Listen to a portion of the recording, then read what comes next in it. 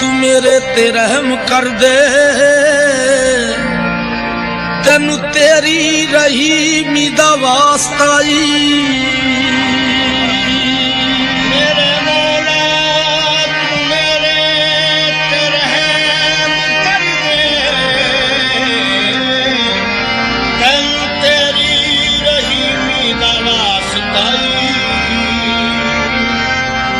तक ऐब मेरे